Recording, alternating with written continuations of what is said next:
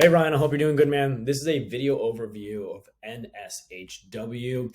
What we're seeing on the website, our optimization recommendations, what we're seeing for SEO, what we're currently doing for businesses just like yours, and how we're being successful, and a step-by-step guide of how you could do it yourself, or if you don't want to deal with the headache, how you can hire us to get it done for you. So first and foremost, it's great seeing the phone number here in the front fold. It's not a button, so it's not trackable. You need to fix that ASAP. If you can make this into a click to call button, it makes it trackable. Another thing is having the form on the front fold. This is extremely powerful. Okay. Well, what we found is customers, this is the front fold, the first viewership they see when they get on the website. If customers do not have direct navigation of where to go as soon as they hit the front fold of the website, they have a tendency to pause and be distracted and bounce off from the website. So having a form fill right here with a strong headline that explains what the form is for a free consultation, free estimate, to have a consultant come directly to your home, whatever it might be, having the form here labeled with the basic information to grab the customer's data. And even if it's just phone number, name, and email in the first form, that leads them to a second form that asks about their housing, the service, square footage, when they'd like to go, their budget, all of that information. That's great, but making sure we have a form here in the front fold to navigate customers to where we want them to go, aka become a lead. So adding this as a button, adding a front fold here, and then really adding an H1 headline that resonates with customers. I hit this and just says North Shore Homeworks, right? Chicago's North Shore preferred remodeler. This is a good headline down here, but it's down the bottom. And if I look at it in the mobile version, this resonates a lot better on the mobile version. See how this comes up? This looks great. I assume about 80% of your traffic, like everybody else, is coming from mobile, because this looks awesome. But again, look at this in the forms of a call to action for the customer and what they should be doing, right? Get a free consultation today button right here would go the distance, or a form right here that they could click to fill out would go the distance. And then again, making sure that this is a button so that you're able to track the phone calls. Okay. So outside of that, we go into optimization work. We should have some social proofing right here, right below the front fold. So this would be any of the distributors that you work with. If you have specific distributors, you can put them there. If you have social proof through reviews, you can put that in a slideshow right here. What we want to do is, before the customer actually dives into what you do at a deeper rate, they want to have an emotional resonation with you. Okay, yes, this guy definitely, the pictures will do it. The pictures will resonate them, like, oh, this looks beautiful. Then the reviews will have, this is a visual resonation, and then the reviews would have an emotional resonation. These guys had amazing, awesome customer service. They were there for me. They helped develop the privacy of my home, whatever it might be. Having a slideshow with reviews here, or with all of the distributors that you work with, gives you social validity and understanding within the customer. Then you go into your services. This is awesome, and to learn more, that goes right to a landing page that's better optimized. Good landing page.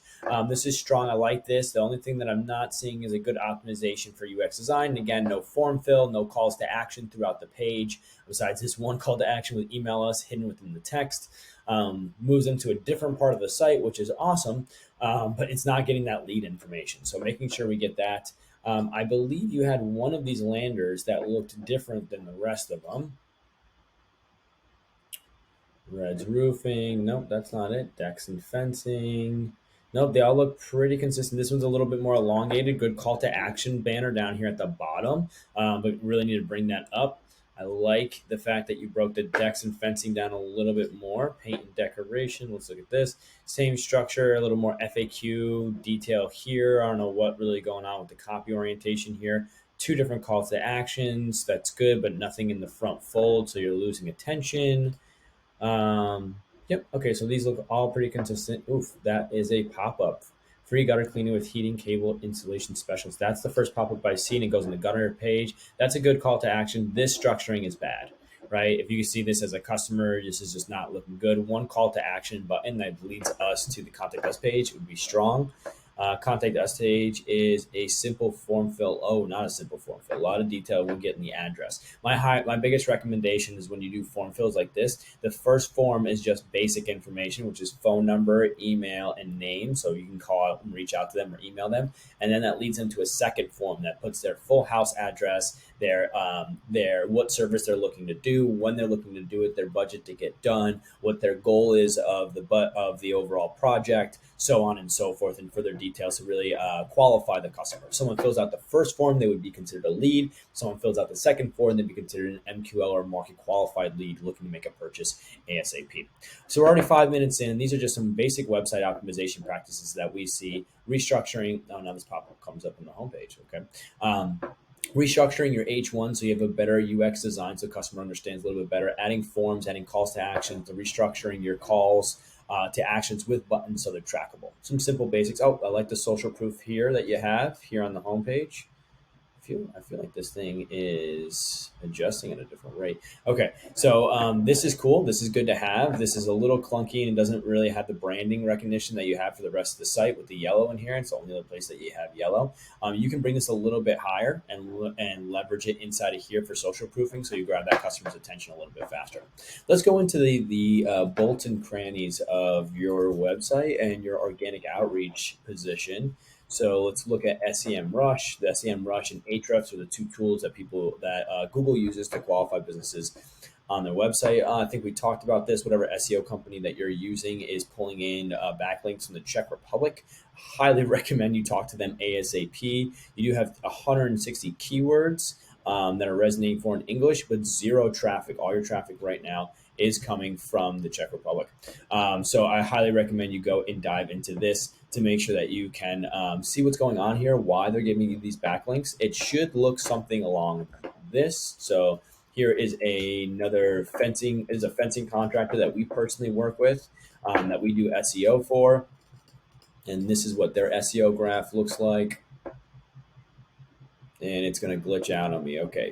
You can see it much different. The graph would look a lot better if it didn't glitch out on me, but you can see the traffic influx here, a little bit coming from Mexico and these backlinks, which we can get rid of sometimes when you get a lot of keywords, those come in. But you can see 95% of the traffic share is coming from the US, all the keywords and the traffic really coming from the US base, increasing. They were at about 7 monthly visits when we first started, and now at 225, which is great to see. And the development. So when it comes to SEO, make sure you key in your SEO company and that you notify them that they should not be pulling links from the Czech Republic but giving you bad backlinks, giving you a horrible domain authority score, and giving you a position where you're not getting the traffic that you want to grow your business. Okay, so now we've talked about your website optimization and UX design so that you get more conversions from your website from the current traffic that you're getting. Then we're talking about your organic traffic, your SEO, and how you're optimizing that to make sure you're getting a good influx and a consistent increase of organic traffic and keywords coming to your site without having to do paid media. But now let's dive into paid media. Paid media is really how we took All American Fencing Gate, this client here, from 300,000 to 3.4 million in 2 years. And that is through Google advertising and Meta advertising, Facebook and Instagram. So let's dive into that. Go into here and let's go in first and foremost to All American Fencing Gate.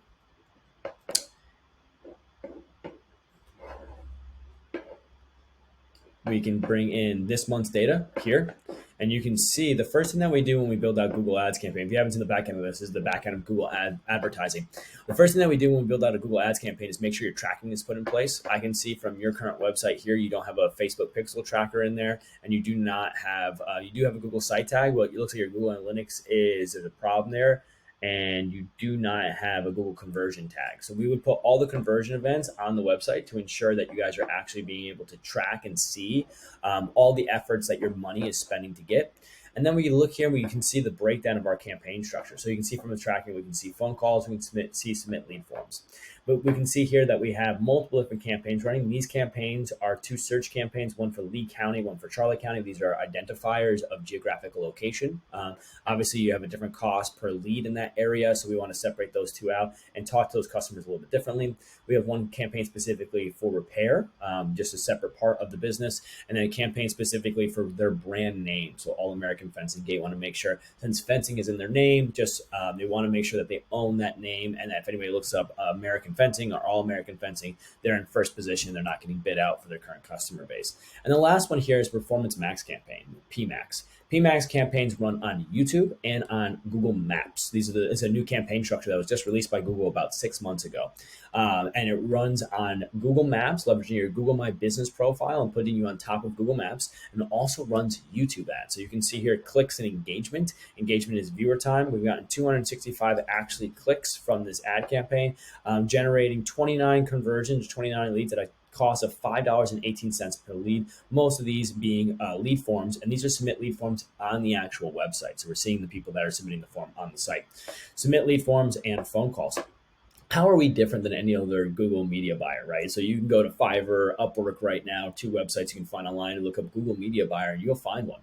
And you'll be able to do it for anywhere from $400 to about $800 per month in cost to manage that guy to run your Google Ads account. What is the biggest difference between us and somebody like that? Two big things. One, we know what we're doing. We've been doing this for over 10 years. I've seen just last year, I saw over $10 million in spend on Google. So we're very aware of how to spend your money profitably on these accounts.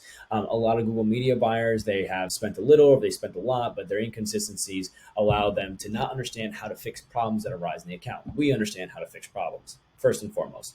Second aspect is that we put in the sweat equity needed for every account to make sure that they're billed out to 100%. So we're able to make real adjustments in real time to find real levels of success. And let me show you what that means. So if I go in here just to one of these campaigns, so this is for Lee County specifically, we break down this county into multiple different ad groups. These ad groups are where the ads resonate and the keywords are that people are searching up. So if someone looks up chain link fence, we made an ad group here that was specifically for chain link fencing. So you can see in all the keywords that we're targeting, they're all in phrase match and exact match, which means a lot of these Fiverr guys, Upwork guys, and other agencies will do broad match. Much easier to set up on our side, but spends a lot more of your money on your side. So when we do phrase match and exact match, a little bit harder to set up, but we're very keen on where we're spending money to get a higher click-through rate and a conversion with that click. So chain link, you can see everything here is chain link, chain link, chain link, chain link, chain link. And this allows us to write specific ads in this ad group that have chain link right inside the ad.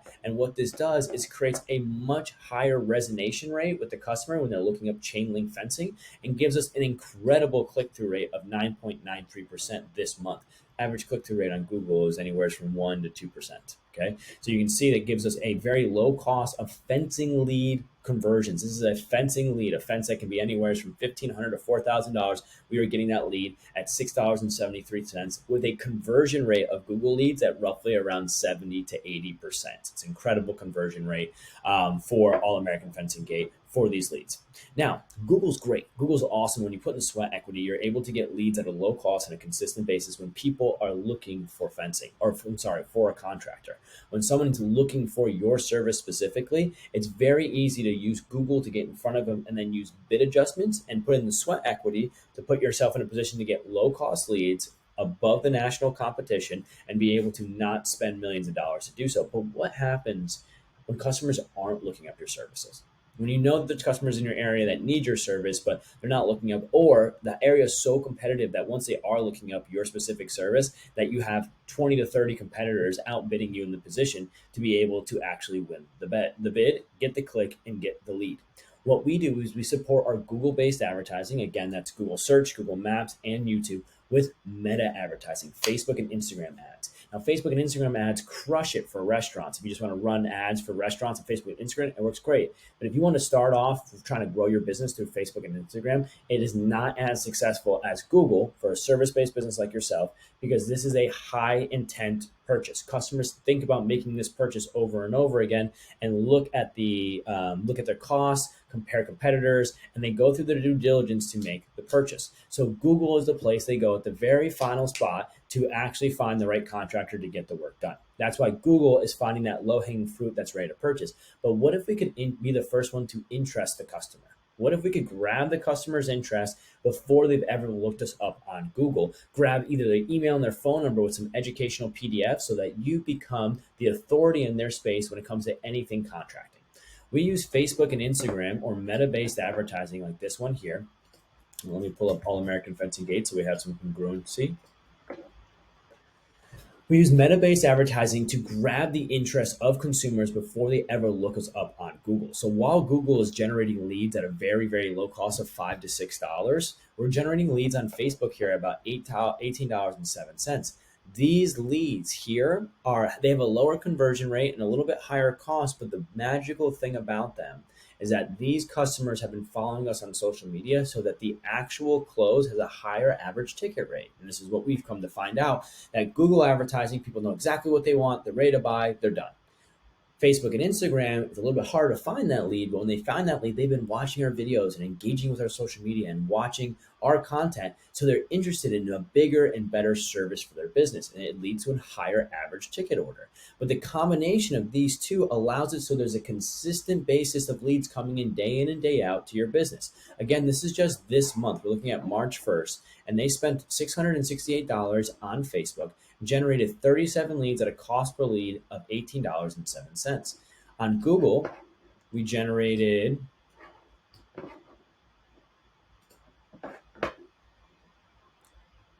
98 leads, spending a total of $779 at a cost per lead of $7.96. So that leads us a total of 98 plus 37 is 120, 136 leads so far this month with under $2,000 in advertising spend. This system was developed over time by understanding the customers, working back and forth with our clients, and really honing in on who is ready to make a purchase for your service today. How do we find them on Google? And who's the customer that's ready to make a purchase in the next 30, 60, 90 days? And how do we target them at a low cost on Facebook to get them into the system?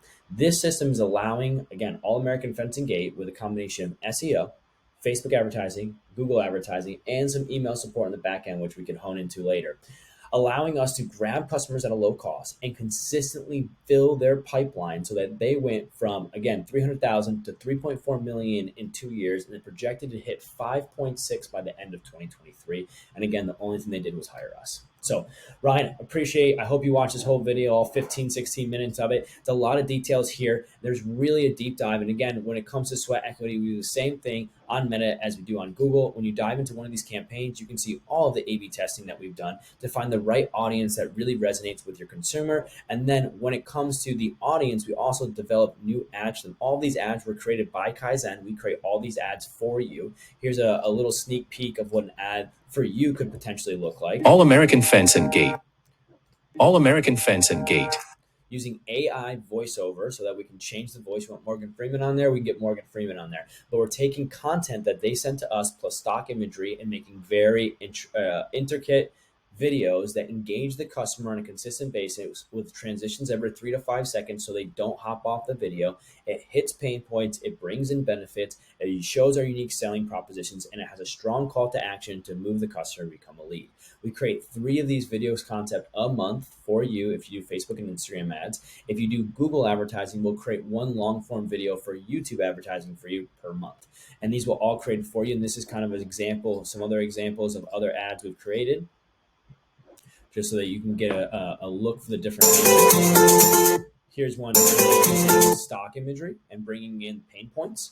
All right. And we understand when it comes to the psychology of consumers, how to put your business within their psychology to get them the understanding that you are the authority in the space that they're looking for when it comes to construction. If they have any questions and concerns, they should be coming to you. When they're ready to do their service, you're the first person they reach out to. Ryan, I hope this is educational and informative. I'm really looking forward to working with a person like yourself. If you're ready to move forward, please let me know via this email right here. If you have any questions or concerns, don't hesitate to ask. And my personal cell phone number is in my signature.